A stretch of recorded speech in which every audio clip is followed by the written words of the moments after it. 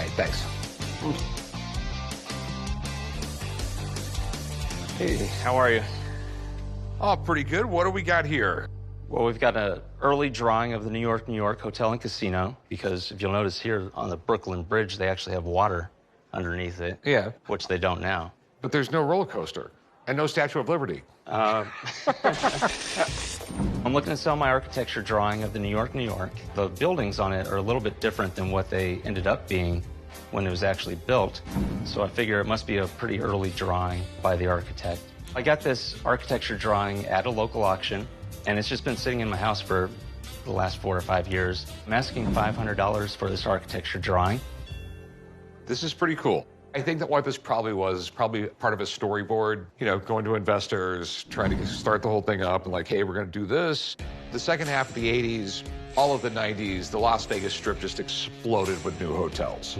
And do you know the reason why? No. Back in the day, only an individual could have a gaming license, not a corporation. But Steve Wynn got the laws changed, where a corporation could own a casino and have a gaming license, and he was able to go to Wall Street and raise money. So he had the Mirage, which was a massive success. I mean, the whole strip went crazy. And one of the ones we got was New York. New York was built 97-ish. When they came up with New York, but like, we're gonna have random towers and a roller coaster and the Statue of Liberty, and I thought it was really cool because it definitely made it different.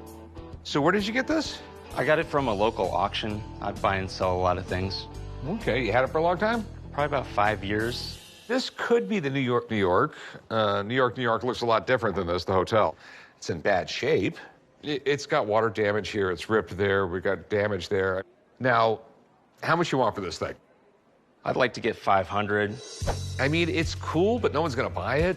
I mean, it's odd. I mean, it's kind of a piece of Vegas history, but if it was in good shape, I'd offer you $100, but it's not. And I don't think it's gonna sell. People are gonna see it and say, interesting. That's what I said. Yeah. But thanks for bringing it in. All right, well, I appreciate your time. All right, no problem. Next business project, the Gold and Silver Casino. We put it on the Strip. It might work. Sci-fi horror flicks like the ones from those movie posters are definitely more fun on the big screen. It's an experience like no other. Surround sound, a big bucket of popcorn, and sticky soda floors. But the earliest movie theaters didn't have floors at all. The very first moving pictures were projected in carnival tents as part of traveling road shows in the late 1800s. These movies were mostly novelties, silent, black and white films showing things like trains arriving at stations and men leaving a factory. Soon, films became more ambitious, with bigger budgets and sound.